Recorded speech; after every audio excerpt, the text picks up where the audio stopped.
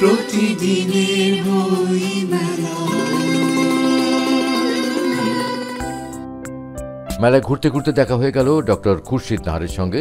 তিনি কথা বললেন তার লেখা প্রথম বই দূরদীপবাসিনী সম্পর্কে।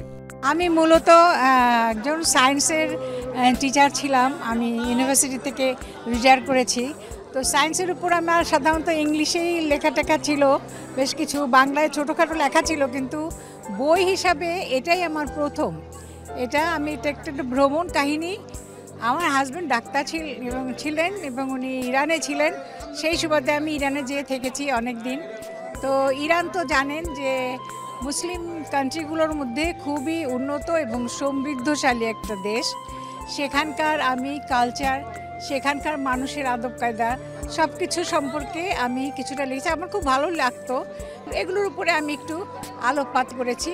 তো আশা করি যে এগুলো সম্পর্কে, ইরান সম্পর্কে, মধ্যপ্রাচ্যের একটা খুবই উন্নত দেশ, যেটা ওয়েস্টার্ন কান্ট্রির সঙ্গে সমান তাল মিলিয়ে চলছে এবং ইসলামিক দেশ হিসেবে অনেক এগিয়ে গেছে। আমি এইটাই তুলে ধরার চেষ্টা করেছি। আশা করি যে এই বইটা আপনারা পড়বেন। পড়লে ইরান সম্পর্কে, ইরানের মানুষ সম্পর্কে, ইরানের কালচার সম্পর্কে, ইরানের সাহিত্য সম্পর্কে, ইরানের মেয়েদের সম্পর্কে আপনারা জানতে পারবেন। আমার বইয়ের নাম তো দূরদীপবাসিনী। এটা প্রকাশ করেছে কারুকাজ প্রকাশনী।